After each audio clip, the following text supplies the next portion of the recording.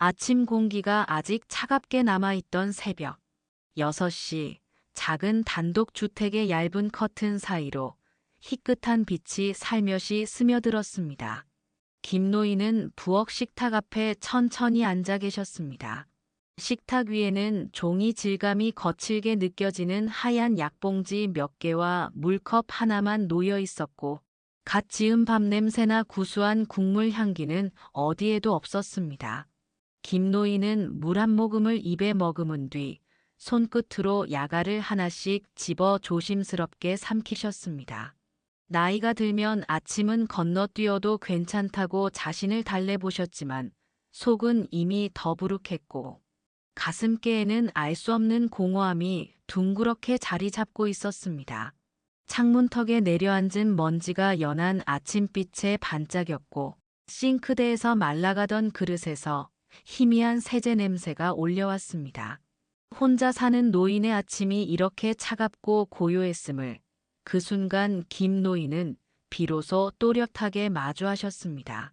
양만으로 하루를 시작한 그 모습 속에는 보통의 어르신들이 겪어온 시간과 습관이 묵묵히 겹쳐져 있었습니다.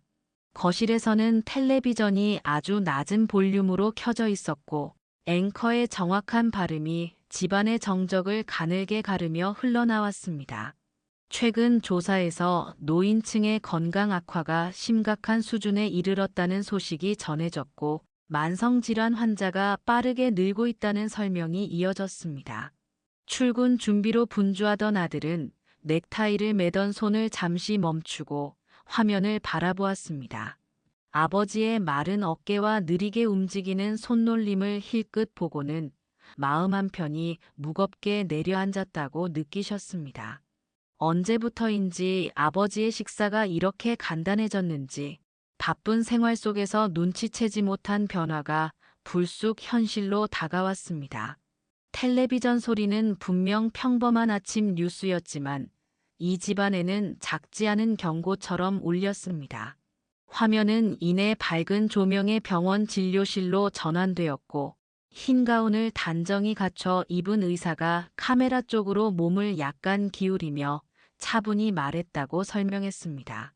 70세 이후에는 절대로 하지 말아야 할 생활 습관들이 분명히 존재했고 그것을 모르고 지내는 분이 생각보다 많다고 의사는 강조했다.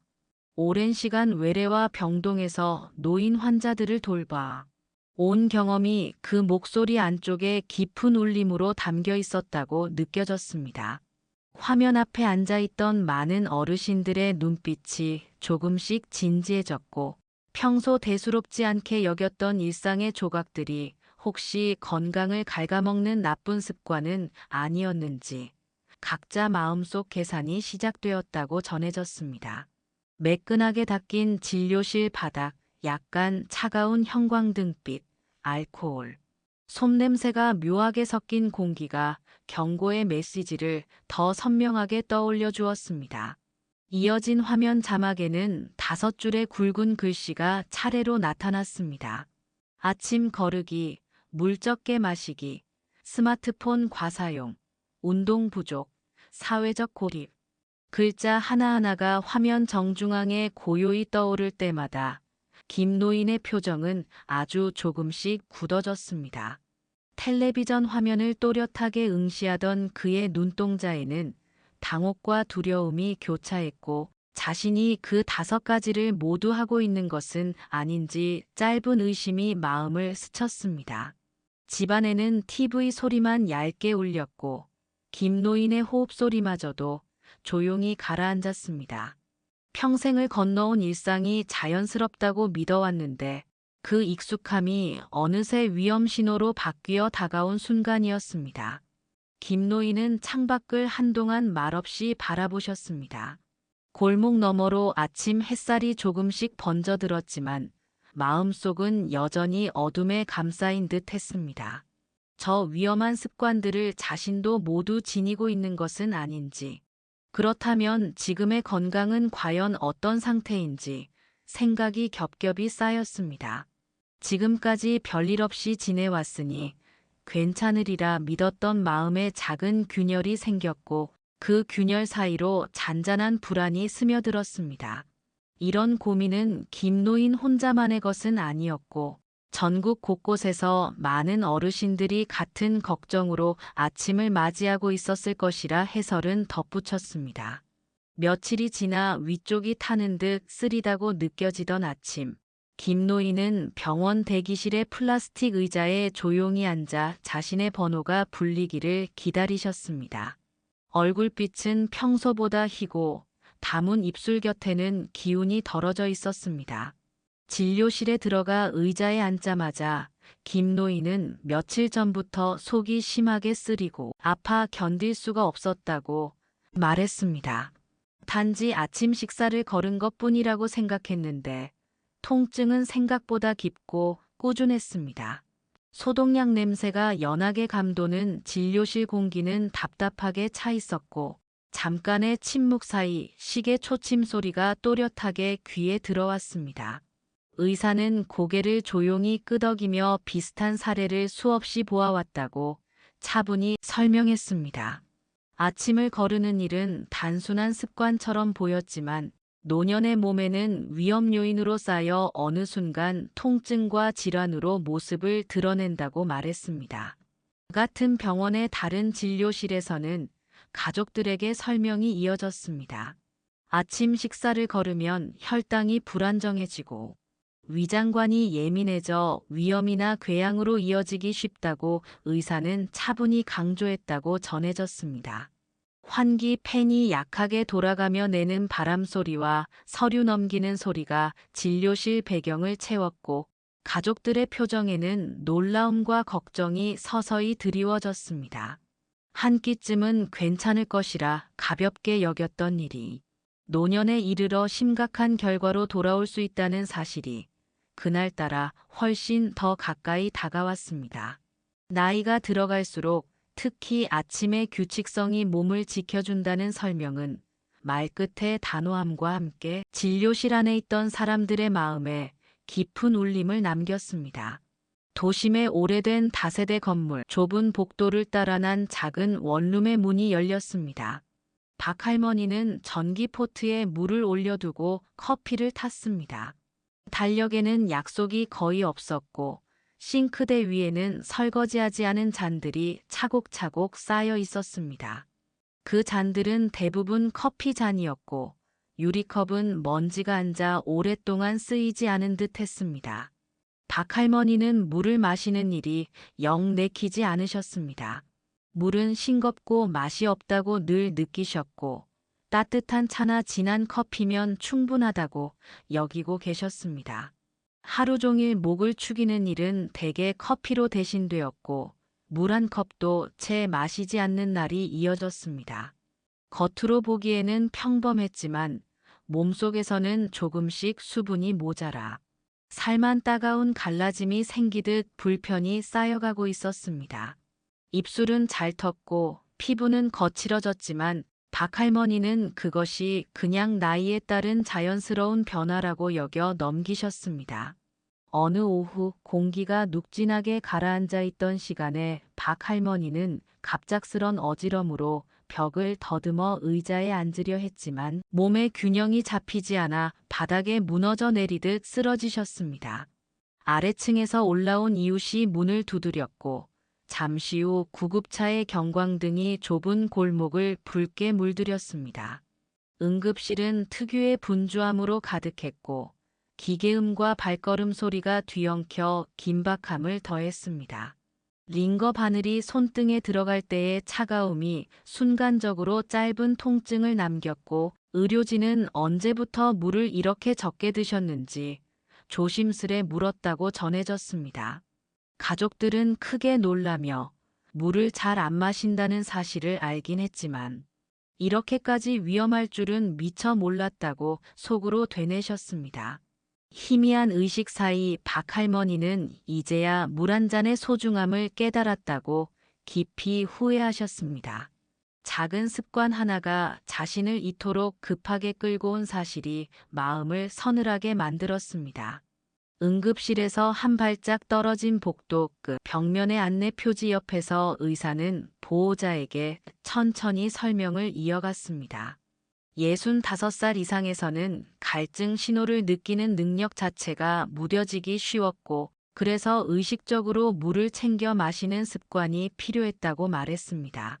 하루에 어느 정도의 수분이 필요하며 커피나 진한 차로는 충분한 보충이 되지 않는 경우가 많다고 덧붙였습니다. 차가운 바닥을 타고 올라오는 기운과 형광등이 비추는 흰 벽면 사이에서 의사의 말은 또렷하게 울렸습니다. 무심코 넘긴 사소한 습관이 나중에 큰 위험으로 자라난다는 사실은 듣는 이들의 표정에 서서히 각인되었습니다. 물을 마신다는 당연한 일이 사실은 생명을 지키는 필수 행동임을 그날 그 자리에서 모두가 다시 배웠다고 해설은 전했습니다.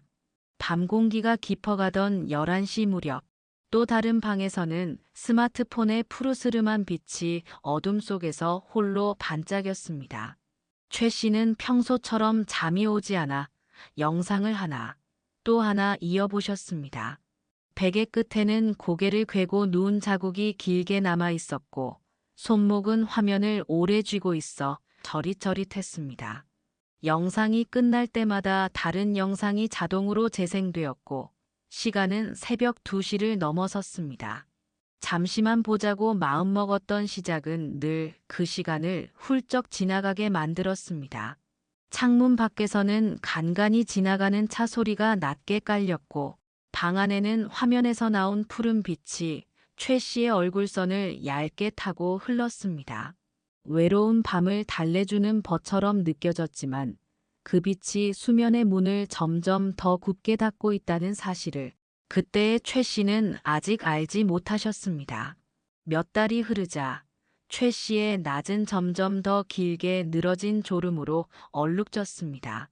간단한 심부름을 가다 돌아오는 길에 무얼 사러 나왔는지 잊어 발걸음을 멈추는 일이 잦아졌고, 이름을 부르던 이웃의 얼굴과 이름이 순간적으로 서로 맞물리지 않는 어색함이 더해졌습니다. 거울 속 자신의 눈빛이 예전만큼 또렷하게 느껴지지 않았고, 마음에는 알 수 없는 당혹이 자주 찾아왔습니다. 가족들은 걱정스러운 눈으로 변화를 지켜보았지만 그 원인이 무엇인지 정확히 짚어내지 못해 답답함을 감추기 어려우셨습니다. 노화라는 단어 하나로 묻기에는 달라진 리듬이 너무 갑작스러웠습니다. 대학병원의 신경과 진료실에서 전문의는 간단한 검사 결과와 함께 연구 자료를 펼쳐 보이며 차분히 설명했다고 해설은 이어갔습니다. 스마트폰과 같은 화면에서 나오는 빛이 멜라토닌 분비를 억제해 수면의 질을 낮추고, 그 결과로 기억과 주의의 회복에 방해가 생길 수 있다고 말했습니다.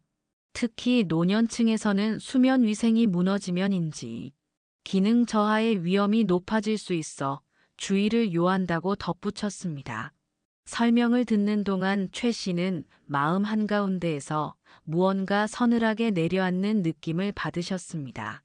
그동안 무심코 이어온 밤의 습관이 낮의 기억을 흐리게 만드는 고리가 되었다는 사실이 크게 다가왔습니다. 그러나 다행히 아직은 바꿀 수 있는 시간이 남아있다고 의사는 부드러운 톤으로 덧붙였고, 그 말은 낙엽 사이로 스며드는 햇살처럼 조용한 희망을 남겼습니다. 이와는 달리 이 씨의 하루는 소파와 텔레비전이 거의 전부였습니다. 아침부터 저녁까지 채널을 돌리는 손놀림만 바쁘게 움직였고, 물을 마시거나 창문을 열어 환기하는 일도 자주 빠뜨리셨습니다. 움직이다가 혹시 다칠까봐 조심하려고 앉아있는 시간이 길어졌고, 그 조심은 어느새 생활이 되었습니다. 발 뒤꿈치와 종아리 근육은 조금씩 탄력을 잃었고, 잠깐 일어날 때마다 무릎에는 묵직한 느낌이 들었습니다. 거실에는 텔레비전 소리만 가늘게 울렸고, 시계의 초침 소리가 낮게 집안을 돌아다녔습니다. 안전하자고 선택한 정지가 오히려 몸을 더 연약하게 만든다는 사실을 그때의 이 씨는 아직 깨닫지 못하셨습니다. 어느 비 오는 밤 욕실의 흰 타일, 바닥은 미세하게 젖어 있었고 이 씨가 몸을 돌리다 발끝이 미끄러지며 균형을 잃었습니다. 짧은 탄식과 함께 무릎과 허리 쪽으로 충격이 전해졌고 차가운 바닥이 섬뜩할 만큼 가까이 다가왔습니다. 비에 젖은 복도에서 신발이 내는 미끄러운 음을 지나 응급실의 밝은 조명이 눈을 강하게 찌르듯 들어왔습니다. 아무것도 하지 않았는데 왜 이렇게 위험한 일을 겪게 되었는지 이 씨는 낯선 아이러니 앞에서 눈을 감으셨습니다.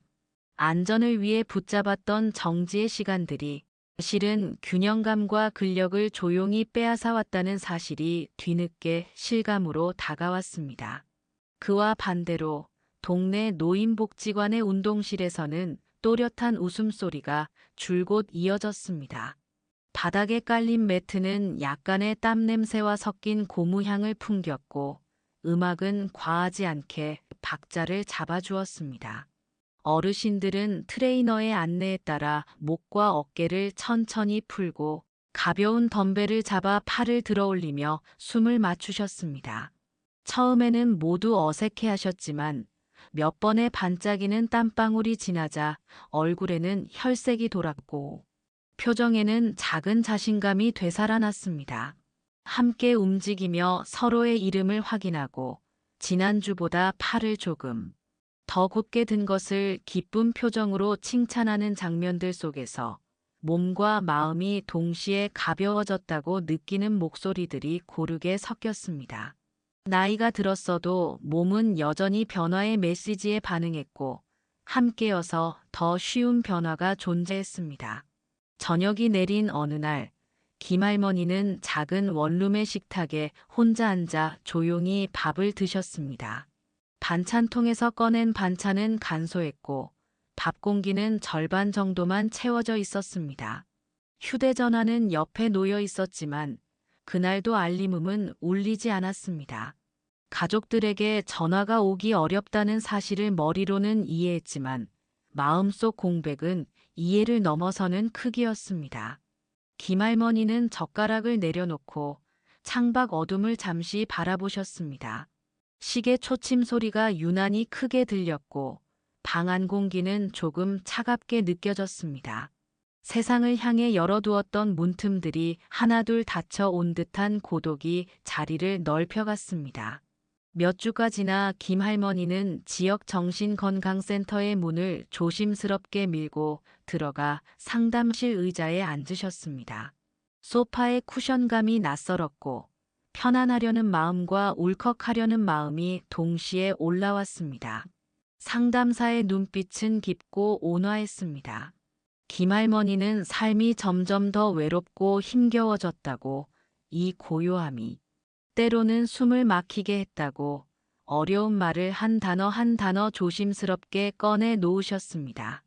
말이 끝날 무렵 눈가에는 이미 맑은 눈물이 맺혀 있었습니다. 상담실의 조명은 너무 밝지도 너무 어둡지도 않았고 조용히 고개를 끄덕이는 상담사의 호응은 그 자체로 큰 위로가 되었습니다. 누군가가 자신의 이야기를 처음부터 끝까지 끊지 않고 들어주는 순간이 이렇게 오래 기다린 시간이었음을 김할머니는 그제야 알게 되셨습니다. 이어진 인터뷰에서 정신건강 전문가는 사회적 고립이 노년층의 우울과 자살, 위험을 크게 높인다고 설명했다고 해설은 전했습니다. 혼자 지내는 것이 단순히 쓸쓸함의 문제가 아니라 실제로 건강과 안전을 위협하는 요소가 될 수 있다는 점을 숫자 대신 사례로, 단정 대신 공감으로 나누어 전했습니다. 그 말은 사람들 마음에 깊게 내려앉았고 각자의 이웃과 가족, 부모와 친구의 얼굴을 한 번 더 떠올리게 만들었습니다. 사회적 고립은 개인이 감당해야 할 숙제가 아니었고 우리가 함께 가볍게 만들어줄 수 있는 무게라는 사실이 천천히 퍼져나갔습니다. 다행히도 또 다른 장소에서는 반대의 풍경이 펼쳐졌습니다.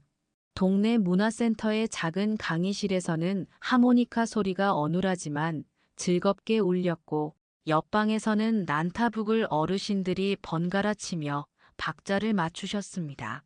둥근 테이블 위에는 소박한 간식과 막대운 보리차가 놓여 있었고 서로의 안부를 나누며 웃음이 이어졌습니다. 사람과 사람 사이에 놓인 의자가 자연스럽게 가까워졌고 이름을 불러주는 목소리가 각자의 어깨에 살며시 손을 얹었습니다. 함께하는 시간의 온기가 얼굴빛을 밝게 만들었고 손등의 주름 사이로 작은 생기가 번져가는 듯 보였습니다. 혼자서는 버거웠던 하루가 함께일 때는 조금 더 가벼워지는 장면이 차근히 이어졌습니다. 시간은 그렇게 흐르고 어느 날 김노인은 병원 침대에 누워 치료를 받으셨습니다. 지속적으로 아침을 거르던 습관이 쌓여 위궤양이 악화되었고 링거줄은 그의 팔을 따라 투명한 빛으로 내려왔습니다. 창문으로는 부드러운 햇살이 들어와 하얀 이불 위에 사각형의 빛을 그렸지만 마음은 쉽게 환해지지 않았습니다. 김노인은 아주 낮은 목소리로 자신을 돌아보셨습니다. 괜찮다며 버틴 마음이 결국 이런 결과를 불러왔다고 인정하셨습니다. 작고 사소하다고 넘기던 행동이 시간이 지나 큰 고통으로 되돌아온다는 사실은 나이와 상관없이 누구에게나 엄연한 진실이었습니다. 다른 병실의 박 할머니는 수액이 천천히 떨어지는 속도를 눈으로 따라가며 조용히 다짐하고 계셨습니다. 물 한 잔의 소중함을 왜 이제야 알게 되었는지 마음이 저렸지만 지금부터라도 달라질 수 있다는 믿음을 품으셨습니다. 병실 특유의 비누 향과 침대 시트의 산뜻한 냄새가 섞여 은근한 안정감을 주었고 복도에서 들려오는 바퀴 소리는 어느새 규칙적인 리듬처럼 느껴졌습니다. 후회는 과거를 붙드는 감정이었지만 다짐은 지금을 잡아당겨 앞으로를 바꾸는 힘이었습니다. 박 할머니는 그 힘을 조용히 움켜쥐고 계셨습니다. 신경과 진료실에서 최 씨는 영상 검사 결과를 설명받으셨습니다. 의사는 인지 기능 저하의 신호가 보인다고, 그러나 생활을 다듬으면 개선의 여지가 충분하다고 차분히 설명했습니다. 최 씨의 가슴은 순간 철렁 내려앉았지만 동시에 마음 한구석에는 묘한 결기가 움트기 시작했습니다. 잠을 위한 습관을 다시 세워보겠다는, 밤의 빛을 멀리하고 어둠을 제자리로 돌려놓겠다는 다짐이 조용히 자리 잡았습니다. 진료실 문을 나서는 발걸음은 올 때보다 약간 더 단단해져 있었습니다. 재활치료실에서 이 씨는 평행봉을 두 손으로 힘주어 잡고 한 발 한 발 무릎을 들어 올렸습니다. 물리치료사는 호흡을 세며 보폭을 아주 조금 넓혀보자고 격려했고 이 씨는 땀방울이 관자놀이를 따라 흘러내리자 손등으로 닦아내셨습니다. 넘어질까봐 움츠러들던 마음이 걷는 동작과 함께 아주 조금씩 펴졌고 발바닥이 바닥을 제대로 딛는 감각이 선명해졌습니다. 몸은 움직일 때 살아있다는 신호를 더 강하게 보내주었고 그 신호는 마음의 어둠에도 작지 않은 불을 지펴주었습니다. 그 무렵 김할머니의 집 초인종이 울렸습니다. 문을 열자 밝은 미소의 자원봉사자가 도시락 가방을 들고 서 있었고 정갈한 반찬과 따끈한 국이 보기 좋게 담겨 있었습니다. 작은 상을 차려 서로의 일상을 나누며 식사를 하고 오래된 사진을 함께 들여다보며 잊고 있던 이야기를 꺼냈습니다. 오랜만에 사람의 목소리가 집안 곳곳을 부드럽게 채웠고 그 소리는 단순한 대화 이상의 의미로 김할머니의 마음을 어루만졌습니다. 혼자서 숨죽이며 견디던 시간에 작은 창이 열렸고 그 창으로 바람과 햇살과 웃음이 동시에 들어왔습니다. 5사람의 이야기는 어느 순간 화면 속에서 자연스럽게 교차되었다고 해설은 전했습니다. 김노인의 위 통증과 박 할머니의 탈수, 최 씨의 수면과 기억, 이 씨의 낙상과 재활, 김 할머니의 고립과 연결. 서로 다른 길을 걸었지만 이 길의 시작점에는 사소해 보이는 생활 습관이 놓여 있었습니다. 작은 선택이 시간이 지나 큰 차이를 만들었습니다. 그 사실을 몸으로 배워낸 이들의 얼굴에는 후회만이 아니라 지금부터 달라지겠다는 결심이 함께 떠올랐습니다. 화면은 그 결심들을 잇대어 하나의 메시지로 엮어냈습니다.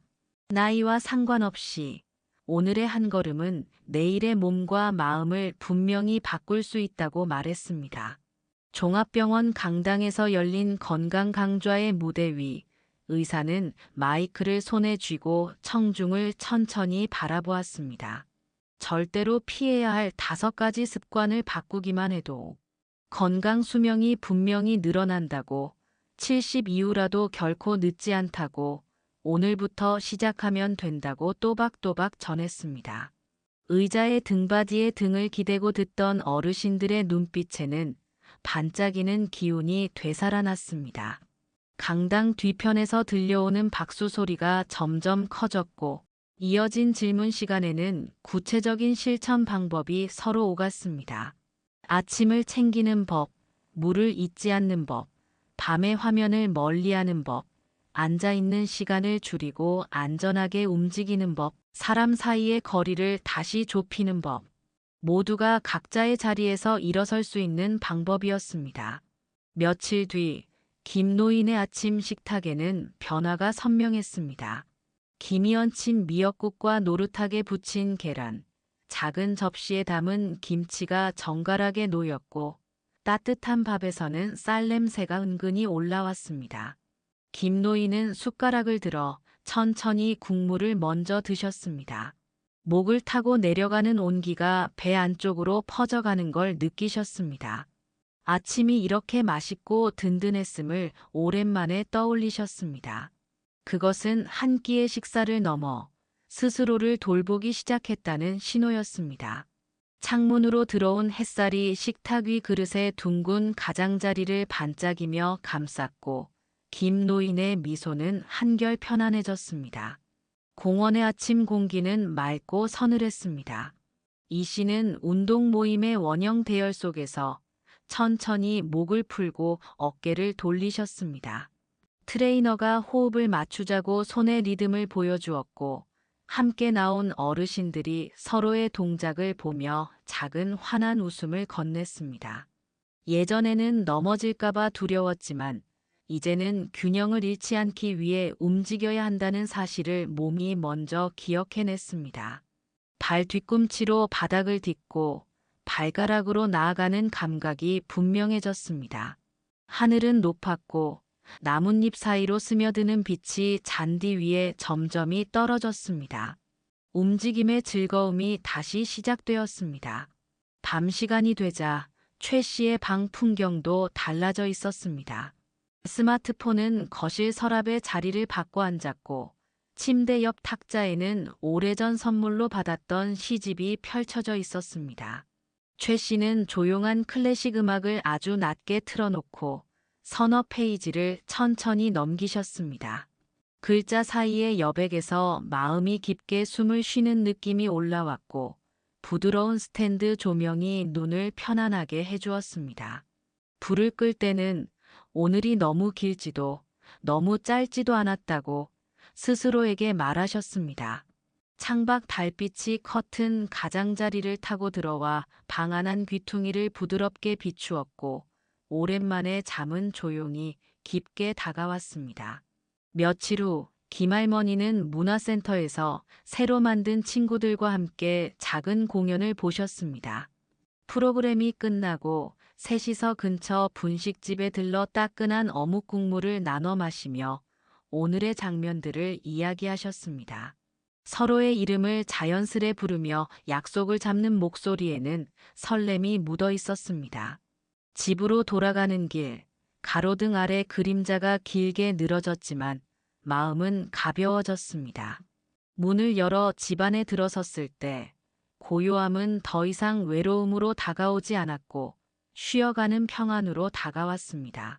시간은 그렇게 오늘을 쌓아 내일로 이어졌습니다.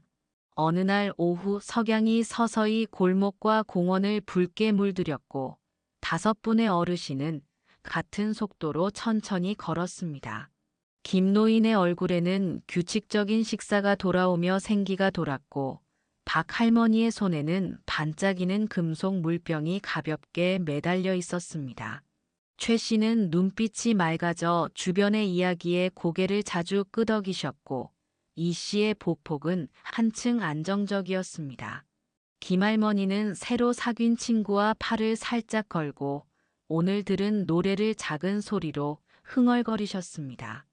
다섯 사람의 뒷모습은 노을빛을 배경으로 실루엣처럼 겹쳐졌고 각자의 시간이 서로를 응원하며 앞으로 나아가고 있었습니다. 70 이후의 삶이 끝이 아니라 새로운 시작이 될 수 있다는 사실은 거창한 결심에서 비롯되지 않았습니다.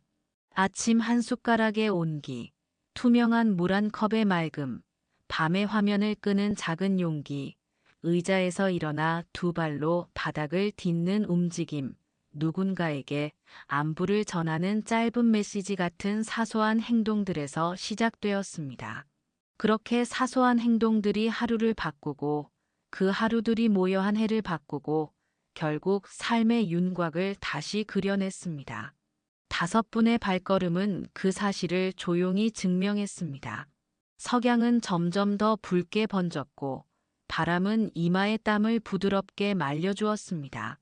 그날의 하늘 아래에서 모두는 마음속으로 같은 말을 되뇌셨습니다. 아직 늦지 않았다고, 지금 시작하면 된다고, 내일의 나에게 오늘의 내가 선물 하나를 건네주었다고. 세상은 그렇게 저물어갔고 길 위의 그림자는 길어졌습니다. 그러나 마음의 그림자는 짧아졌습니다. 작고 묵묵한 실천들이 서로를 비추는 등불이 되어 집마다 창마다 따뜻한 빛이 켜졌습니다. 건강한 습관을 향한 한 걸음이 다음 걸음을 부르고 그 다음 걸음이 또 다른 길을 열었습니다. 각자 다른 아픔을 지녔지만 서로의 변화에서 용기를 얻었고 그 용기는 다시 누군가의 시작이 되었습니다. 모든 변화는 하루에 한 번, 아주 작은 선택에서 나왔습니다. 그리고 그 선택은 오늘도, 내일도 누구나 할 수 있었습니다. 건강한 습관은 언제 시작해도 늦지 않았습니다. 오늘부터, 지금부터 시작해도 충분했습니다. 소중한 내일을 위해 자신의 손으로 문손잡이를 당기듯 삶의 리듬을 천천히 다시 잡아 나가셨습니다. 오늘도 끝까지 영상 함께 해주셔서 감사합니다.